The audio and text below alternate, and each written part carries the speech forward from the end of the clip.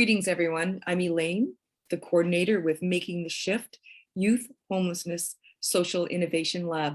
Today we have with us Jane Mellifont, who is one of the founding members of the LivEx network.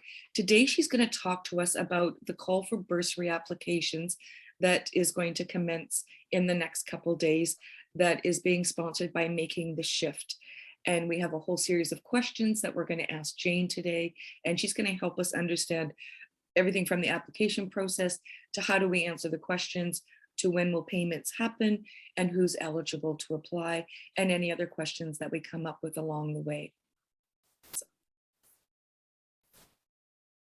So Jane, welcome. Thank you very much for coming today and helping teach us, as you were part of the inaugural group who launched the Bursary Awards last year and were the adjudicators as well. So we're really excited to get to draw on all your awesome experience. Not a problem. Happy to share anything I can, Elaine. Great. So maybe you could start with just giving us a background on what is Making the Shift and LivEx all about? Yeah, absolutely. So a lot of people have that question, what is Making the Shift, and then what is LivEx? And so Making the Shift, the Youth Homelessness Social Innovation Lab, is a national center of excellence. And so this kind of larger network that we sit within as LivEx is really an incubator of research, is a funder of research, develops kind of knowledge mobilization and partnerships around youth homelessness prevention in particular. And so they're doing a lot of work around that. And LivEx was part of the original development of this network in order to provide opportunities for students in particular, but community researchers and anyone who kind of identified as doing scholarship on youth homelessness that also had lived experience of homelessness and housing precarity. And so we began in 2018. So myself with Charlotte Smith, who also at the time was a student with lived experience of homelessness, doing work on youth homelessness prevention, really thought about what do students need. And so some of the things that MtS LivEx aims to do is create networking, both peer-to-peer networking, because people with lived experience of housing precarity and homelessness are 8 times more likely to be pushed out of high school, are much less likely to end up in post-secondary. And so we wanted to create a network of peers for people who were in that situation, who might not know that there are other people who also share those experiences. But in addition to peer networking and opportunities for mentorship, we also wanted to give members of the network opportunities to funds. And so the bursary took a bit to get going, but last year we finally launched the bursary specifically for people with lived experience of housing precarity and homelessness who are in post-secondary institutions. Yeah. So the bursary itself does aim to support scholars with lived experience to participate and successfully complete their post-secondary education. And so I wanted to also define, when we talk about homelessness in the network, as diverse people who have different experiences and have had different experiences throughout their lives, we have a really broad definition, the same one that Making the Shift uses. And so we see homelessness as not having a home, but that doesn't have to look like street-involved homelessness. And so for people with youth experience of youth homelessness, this often looks like hidden homelessness. So this might mean people who were living in a car, who were crashing with family members or friends, who were living in unsafe or unsustainable housing.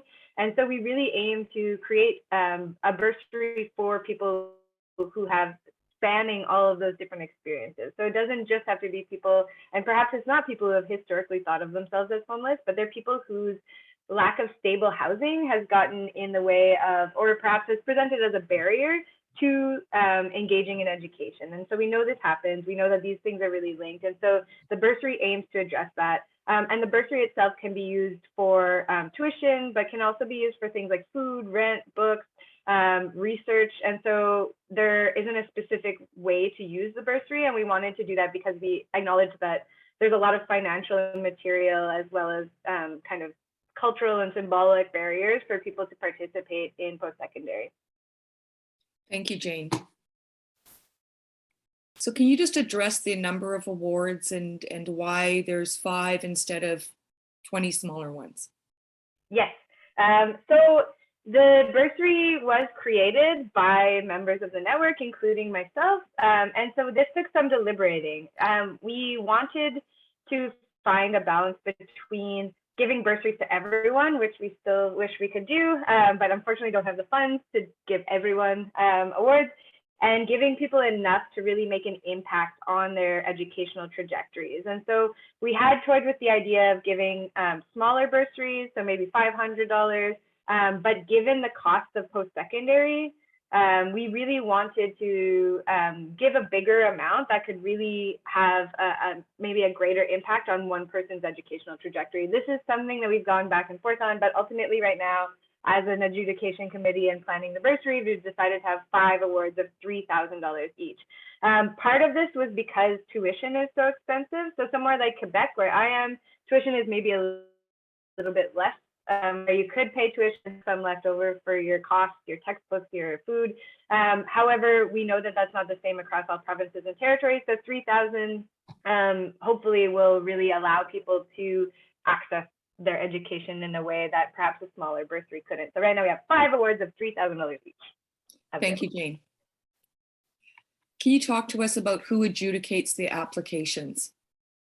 Yeah, absolutely. So this will be the second iteration of the LivEx bursary. And so similar to the first round, we will have a committee of about 3 to 4 people with lived experience who are also students to adjudicate the applications. And so this was always supposed to be kind of a by us for us initiative where we are bringing our own experiences and our own knowledges of these systems into our adjudication of the applications. And so actually in this second iteration, we've also revisited the adjudication process. In the first round, we really kept it very broad, being people who know what it's like to have to demonstrate need, to demonstrate that we were homeless enough or precarious enough in the past. And so we really didn't want to recreate that. However, in keeping it very broad, we ended up with so many different types of applications, and we ended up with many more than we anticipated. So we got 37 applicants for the last round. And so this time, in trying to think of learnings from that first round, we've made a rubric together to adjudicate in order to try to, I guess, evaluate consistently and really tend to the different skills and knowledges that people with lived experience are bringing in. And we also have reworked the questions a little bit, because while we want to have flexibility for people to answer in any way that is important to them, we also want to make it clear what we're looking for. And we know that better now. And so in the application process, you should also be able to find that rubric so you can see what we'll be assessing the applications on. And so the committee will, I think, shift a little bit, but will still be made up entirely of people with lived experience of housing precarity who are currently scholars. Thank you, Jane.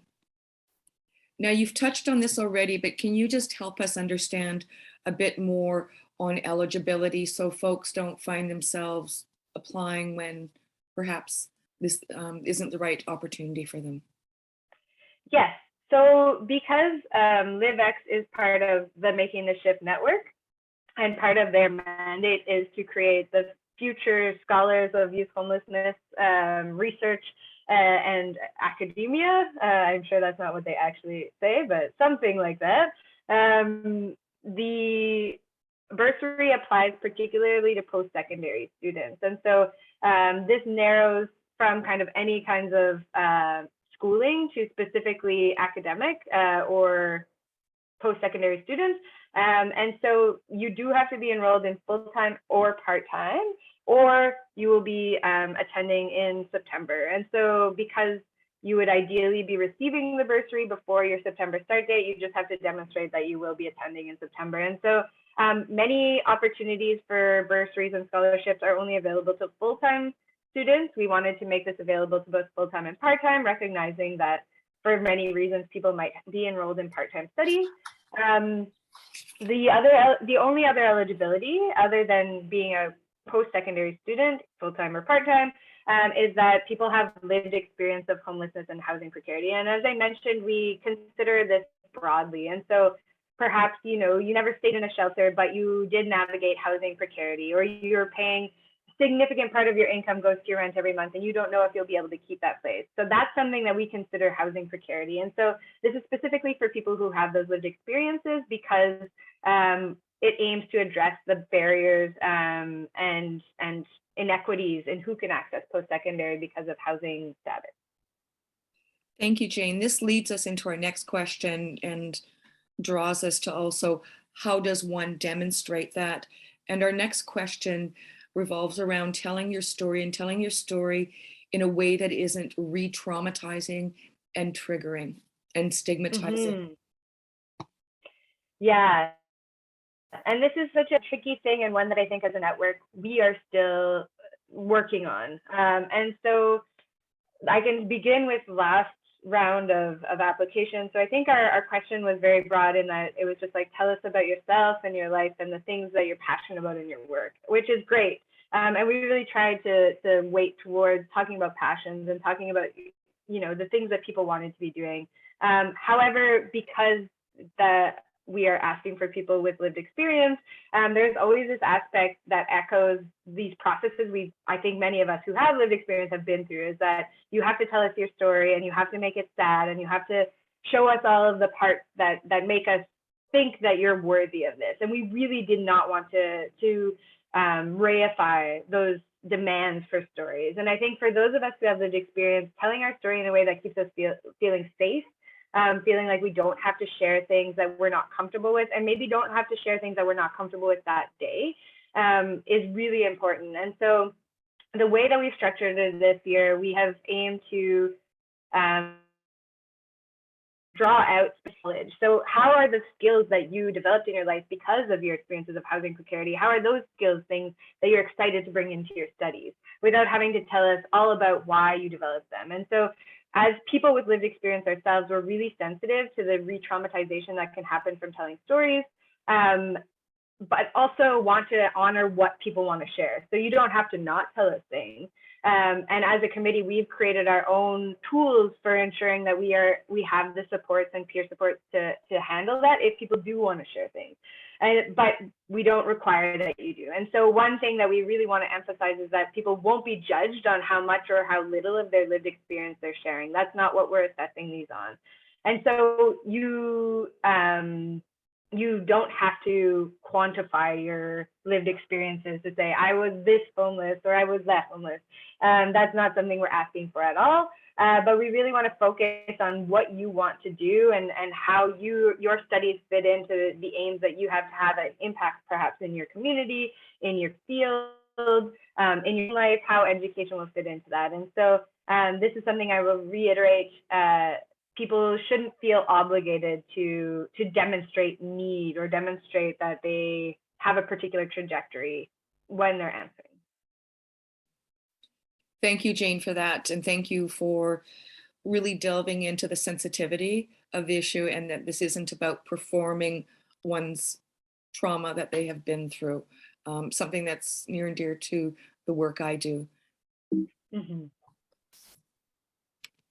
So now can we delve into the 3 questions that applicants are going to be asked and how you can help us unpack a bit more what these questions mean and how one can potentially approach them, think about them, write about them, and why the word count is 300. Yes, sure. So these questions were developed by the adjudication committee. Again, all people with lived experience of homelessness and housing precarity. And so these are the questions that are unique to this round. And so hopefully we'll be moving these forward, but we're always keen to reflect on whether they're getting at what we want to be asking for, which I'm hoping that they do. And so this one is, what program did you choose and why? What are you passionate about? And how does this connect to your academic pursuits? And so the first thing that I'll say about this question is you don't have to demonstrate that you have it all figured out. This is a way for you to talk about what you're hoping to do, and how that is driven by your own passions and the aims that you want to have in your degree. And so you don't have to say, I'm going to become a lawyer because of this, this, and this. And so you might say, I'm going to be exploring sociology because I have questions about the social aspects of housing. Or, perhaps it's not housing specific, but it has something to do with housing. And so I really encourage people to not feel like they have to give all the right answers in these questions. They can say, this is the program I chose and this is why it's important to me. This is why I'm passionate about this program and think that it will meet my needs in education. Or, you know, this is something that I wanted to do for a long time, and now I'm finally realizing it because of X, Y, and Z. That being said, we've also kept the word count to 300 words for a few reasons. One being that we understand that there's a lot of labor that goes into completing these applications, and that this also might be something that students are doing a lot of. And so we don't want to add, you know, that you had to write a whole essay about these things. We also think that we want to provide different ways for people to engage. And so having a shorter word count can accommodate different approaches and different ways of writing about these topics. And so, yeah, with this, I would say, for sure, just keeping in mind that you don't need to know exactly what you're going to do. It doesn't have to be perfectly a game plan of this is the program and this is what I'm going to pursue this, but really thinking of why you're passionate about this and how it fits in with the impacts that you want to have, whether those are personal impacts, whether those are community impacts, whether those are impacts that you want to have in your workplace, in your life, in your discipline.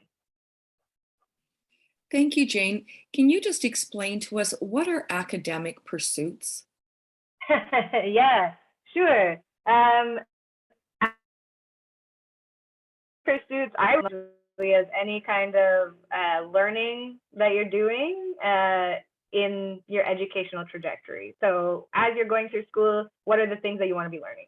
And contributing to teaching maybe too. So what are the things you want to be learning and contributing to whatever school you're at? Because one thing that we also try to emphasize is that people with lived experience and diverse people are coming in with knowledge. And so we position all of the scholars in the network as people who have those knowledges. And so that's a more convoluted answer than maybe academic pursuits are the things that you want to be doing while you're going through school and learning.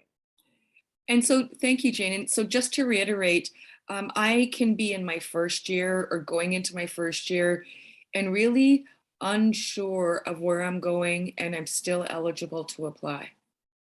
Absolutely, Elaine. And I think that it's important also that we adjudicate each application based on where that person is at. And so we did do this in our last round where, you know, we were looking at people who were going into their first year, and then we were looking at people who were, you know, wrapping up their doctorate. And we assessed each person in their own right. And so it isn't to say that if you're going in and you're not really entirely 100% sure what you're going to be doing yet, which is very reasonable for, you know, starting your university career, you're not going to be evaluated against the same measures as someone who's in their fourth year of their PhD, for example. And so I encourage people to think about that too. You can apply no matter where you're at, and we want to support people where they are at. Well, that's really exciting because my first year, I thought I knew what I was doing, and that's not at all where I ended up. Yes, I think that that's healthy too, that we're coming in wanting to do things, but as we go through our learning, we can explore a bit. And so hopefully also sometimes funds help us to do that. If we don't have to be working the whole time, we can maybe think more about the academic pursuits or, you know, what we want to learn. Wonderful. Thank you. So question number 2, if you can delve into that, and the second part and how that ties into the first part, the question seems a little bit scary to me when I'm reading it. Yeah, okay, that's fair. Yeah, so the question here is, making the shift, MtS aims to support the development of a new generation of scholars working on youth homelessness and prevention. How does your work relate to this mission? And so really this has to do with LivEx as a network being part of this, again, bigger National Center of Excellence. And so really what they want to be doing is making sure that there are people who are thinking about youth homelessness and prevention in different ways, and maybe in new ways than academics who are doing this work right now, whether those are researchers, whether those are community organizers, or different kinds of people doing this work in different places.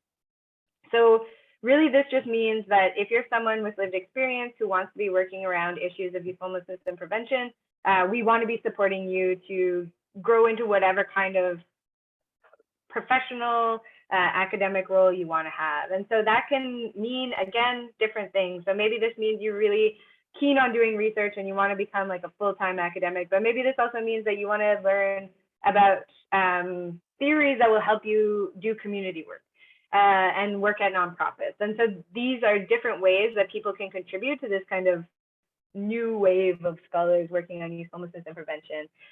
Again, you can talk about how you would like to work around this issue in any way that's important to you. And so it doesn't have to, you don't have to go to the Making the Shift website and like see how you fit into their mission, although that's not a terrible idea to learn a bit more about Making the Shift and their mandates and what they aim to do. But really thinking of youth homelessness and prevention as things that the network is concerned with. And so we just really want to know, how do you fit into the work that this bigger network is doing? And so if I'm being completely honest, part of this is because that we have this question is because we did receive so many applications. And so it's just a reality, and I think you know this too, Elaine, people who experience housing precarity are much less likely to even have post-secondary presented as an option to them. And so it's unlikely that we'll reach that stage. That being said, when we do, we're often isolated, we don't have a lot of supports. And so while we want to open this really broadly, because we're within Making the Shift, we try to narrow it a little bit because we can't give out, at this point, at least, 50 scholarships every year. And so this is really ensuring that the network, which aims to work on youth homelessness and prevention, is supporting work that is in line with that. Wonderful, thank you. And again, just a reminder to folks, 300 words. And I learned in school that I'm much better at writing 300 words than 3,000 words. Having to focus like that is actually quite helpful. Yes. Going into our third and final question, there's only 3 questions in the application process. Jane, do you want to walk us through this question? Yes. So question 3 is, what impact do you hope to have by completing your program? And so again, this is a little bit open. Impacts can be just any changes you want to have. And so this might be that you hope to build your skill set so that you can be a strong whatever, whether that's a researcher, whether that's another role that you want to take on, or do you want to be an academic? Maybe not, that's fine. But what impacts do you want to have at the end of your studies? And maybe that's just, you want to learn more about how housing exists within social systems. Maybe that you want to learn how to be more empathetic within your community. Maybe it's more than that. Maybe you want to have kind of structural changes. You want to contribute to systems change. And so those are all social systems. Maybe you want to change the education system. Maybe you want to look at the health system, but it can be anywhere in that range. And so this is really, what do you really want to get out of this yourself, and what kinds of changes do you want to make in your community, small scale, big scale, just really what are the things that you want to have happen at the end of your studies. And again, you don't need to know all this. You don't need to say, by the time I'm done my undergrad, I will have, I don't know, helped 20 people do this thing. You can just say, here's some things that I want to be doing, and here's some impacts that I really want to have, or here's some change that I want to see. And so what we've found is that a lot of people with lived experience want to work to ensure that the same things that happen to them don't happen to more people. So that would be an impact. That could be something you say. I want to make sure that no one else has to get kicked out of high school because they didn't show up. And that's really specific. That's something I would say, and that's what my work is about. But, it can just be the changes that you want to see. And so again, 300 words, means you don't have to go into huge detail about everything, but you can include the things that are really important to you. Thank you. I find that question really exciting and really hopeful. What other things do we need to know, Jane? And I may have some specific questions to ask you, and maybe I could start with one of the specific questions I have, just because my work is about poverty discrimination in Canadian universities. One of the comments that will come from students whose lives shaped by poverty is, what even is the point of applying, because it always goes to certain categories of students. How do we know that this is worth the effort, that there's transparency and fairness in adjudication, that it's not the usual people who are going to get the awards? Yeah, that's a good question. And I think the network in general, the LivEx network, is guided by particular principles and those that are really trying to aim at getting at historic and current inequities, and in part trying to get behind the ways that the same people often get access to opportunities. So how do people who have had access to material wealth or like money, people who have money, people who have, parents who pay for school, people who haven't had to work their whole time, who aren't taking care of children while they're going to school, people who speak the language of instruction, people who haven't faced maybe barriers to post-secondary often get positioned as being, having more merit to getting these. And we are not assessing that. We aren't asking you to demonstrate your grades. We aren't asking for all of these things that we know are actually really impacted by housing stability, and poverty and these other discriminating factors. So one thing that we asked in the application process, and we wanted to explain why in detail this time, is we are asking for people's demographic information. And so we asked for this last round, and some people said, why do I need to share this? And so this round, we've explained part of this is because of our commitment to equity, diversity, and inclusion, as well as decolonization. And I know those terms get thrown a lot around in kind of performative ways. But one of the ways that we're looking at adjudication is that we're also doing with a recognition of diverse trajectories into homelessness and education. And so what does that look like for different learners? And so really, we're trying to break away from the ways that things are often, seen as moving towards diversity, but are still really grounded in these firm ideas of who is good at school and who deserves scholarships are people that often haven't really faced a lot of barriers. And so we really take that into account. Our adjudication committee also has diverse experiences. And so we try to keep those in view while we're assessing. Thank you. So is this only open to network members, or can it be anyone with lived experience across Canada? That's a great question, Elaine. It is open to anyone with lived experience across Canada. And so I think last time we got more applications than we actually have network members. Which is great. I mean, it's not great that there's such a need there, but it's great that people are getting connected and knowing that this network exists. But yeah, so anyone can apply as long as they meet those two eligibility criteria, that they're enrolled in a full-time or part-time program in post-secondary, and they have lived or living experience of housing precarity. Now, is one of the conditions that criteria is that you need to be a Canadian citizen or a landed immigrant, because there's a T4A you have to have a social insurance number, correct? Yes, you do. So there are a few things that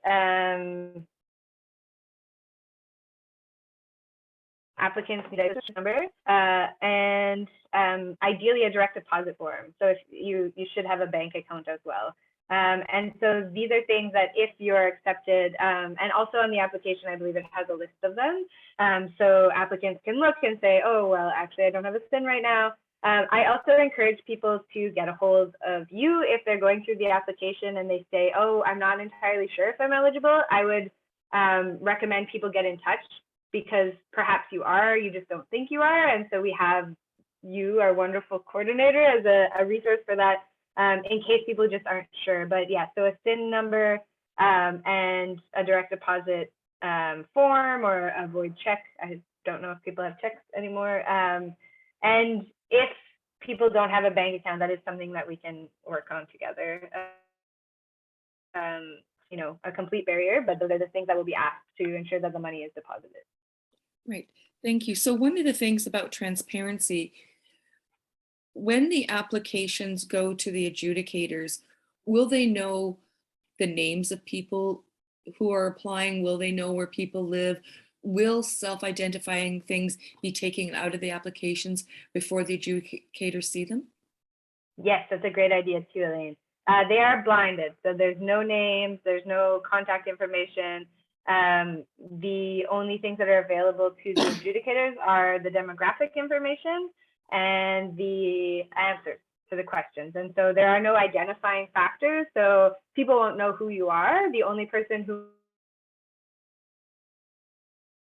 will be you, I believe, since you will be contacting people when and whether they are successful or not. And so the adjudication committee will not have any of your identifying information, will have no contact information for you. Thank you. I really appreciate the transparency and removing any nepotism, favoritism that could otherwise exist. So that helps level the playing field. And so just to reiterate, folks do not have to send in their resumes or CVs. They don't have to send in their transcripts. Your grades are not part of this. Who your parents are doesn't matter. No letters of recommendation, because those are terrible. Yes. So are there other things that we should know, Jane, based on your experience last year and developing the new questions and the new rubric that folks may want to know? Yeah. So I think two things that I would emphasize again is that we are open to questions. And so I know your email is available on the form, and I encourage people to reach out if they need, support with the application, or if they just have questions that we're not answering. Because the second thing that I wanted to emphasize is that we haven't done this before. And so last semester, or the last round, we were so excited to do it because each and every one of us had known that experience of not having funds and, having to maybe make the decision of quitting school or not. And so, and also knowing how much funds can make a difference in our educational trajectories and our schooling. So we're really excited about it, and we're trying to make it the kind of scholarship application we would want. But at the same time, we're still learning. And so feedback is amazing. And if there are ways that we can foster accessibility for this that we haven't thought of, having that feedback from applicants would be great. So I encourage people to recognize that we're still working on it, and this won't be a perfect process, but we want feedback from people. And so if the application form, if there are barriers that we didn't anticipate, I really recommend people reach out to you, Elaine, and say, I just need some support, because we have that available. And so last time we did offer peer support, but I think people didn't take us up on it, because that's also something that's not usually offered, is to have a peer who has maybe some shared experiences to walk you through the application. And so I'm hoping to continue creating resources like this recording that we can make available to people to help people with the application, because I know that these are often inherently inaccessible processes. So we're going to try to make it make sense for everyone as much as possible. Thank you. Are people going to be judged based on their grammar and punctuation? No, not at all. Yeah, thank you. That's also a really good question, because I think some people, obviously that is something that happens. We aren't judging based on grammar, punctuation, spelling. So, as long as we can understand what is being said, that it's clear, you don't need to worry about, ensuring the grammar and spelling are perfect. We won't be assessing on that at all. So then maybe perhaps a tip to folks who are applying is, don't worry about adding adjectives. Every sentence, save your word count, and perhaps write in just plain English or French. Yeah. This can be either in English or French, but not to worry about writing like some fancy academic paper. Just speaking. Absolutely. Yeah. And so I think we aim to do, I know I've been in academia way too long, and I have a hard time talking like I normally do. It's like crawled into my brain. So, but we really try to make sure things are in plain language. We try to make sure that we do that ourselves. And so I would encourage people to not feel like they have to be framing this really academically. They don't have to be using, big words just because they're applying for this. They can use words that are comfortable for them. And, maybe that is academic, but it doesn't have to be. And so, again, I think people expressing themselves in the way that they need to, that's great for us. Okay, wonderful. Anything else that we need to know before I just point out a few important dates? I think, mentioning that people can submit in French. Alors, il y a plusieurs personnes qui peuvent adjudicate les demandes de bourse en français aussi. And so I think that that's an option that people might not be aware of, but I encourage people to submit in the language that they're comfortable in within those two languages, unfortunately. And yeah, just that's an available option. I think And that's it. in the application form, it's in bilingual. So the option is there and people have it. So I just want to highlight some important dates, and Jane, you were there part of setting these dates and why these dates are important. And all applications need to be in by May 31st. And by June 25th, it will be a quick turnaround time, that all notifications will be sent out via email. So it's very important that people include an accurate email and the email that they want us to contact them by, because we're not collecting phone numbers. Now, we will need people's banking information by July 7th. And this is in order to ensure that payment of awards happens in September in order to pay tuition fees to prevent extra stress and threats of deregistration by universities. Now, if a recipient doesn't get their banking information in by July 7th, it doesn't mean that you will not receive your award. It just might come after September.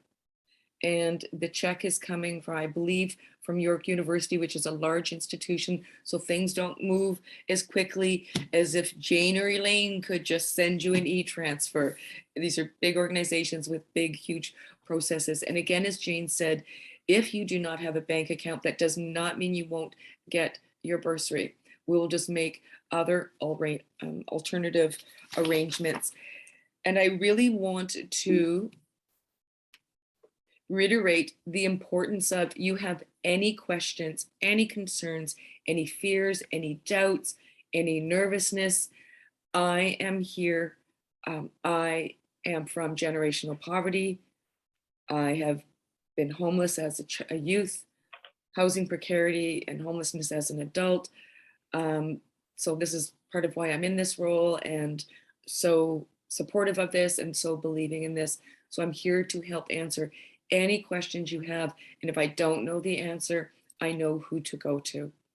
So again, I don't want people to think, well, that's what, everybody writes at the end of any of these application processes. It actually is true. Contact me via email. If we need to set up a Zoom call, we absolutely will, or have a phone call, whatever works best for you in communication. So we want this to be, Jane, would you agree, like a good experience applying for this? Absolutely. Yeah. I think one last thing I would add, I absolutely agree with that, and I definitely echo that. And I think sometimes it can be hard to ask if you don't know the answer to something, but I really encourage folks to. The other thing that I will say is that I encourage people to apply even if they don't publicly identify as having lived experience. We will never share that you're the recipient unless you are okay with that. And so I know that can be really tricky for folks.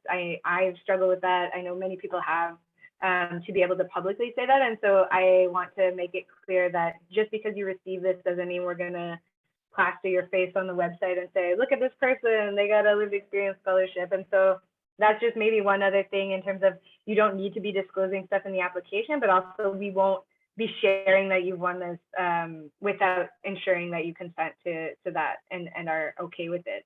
And so that was just the only other thing I would add, knowing that might be a concern for folks. Thank you for adding that, Jane, because I know that this organization and the LivEx network are very sensitive about this issue. So this public disclosure is something that has to be personal choice, and what that public disclosure is and what it looks like is personal choice. So I share that I come from generational poverty. My life is shaped by that because that's my research and that's my work and that's my advocacy. But it's always in certain spaces and places, and ensuring that it's not traumatic to do so. So again, any last thoughts, Jane? And this is really an exciting opportunity, and it's probably the least stressful funding application I've ever seen, and the most thoughtful. Good. I'm hoping so, and I'm hoping that we'll continue to be able to do this. The only last thought from me is that if you can't apply this year, if the timeline is too tight or you're not enrolled, we will have another one. And so that's something that you can look out for if it just doesn't work out for this call. this won't be the last one. And so I encourage people to follow us, to maybe join us on Facebook or join the network in other ways, because this will be an opportunity that presents itself again. Yes, and please follow us on the Facebook group, Making the Shift, MTS Scholars with Lived Experience, LivEx Network, that very, very long name at the end of it, because there's always employment opportunities, educational opportunities, resources, connecting with folks is always being posted. And it's really a network buy-in for people with lived experience. And just, it's always growing and looking for contributions and ways to learn and support one another. Jane, thank you. I'm in Victoria. You're in Montreal. It has been wonderful. And thank you for taking the time to do this. Thank you so much, Elaine. Thank you.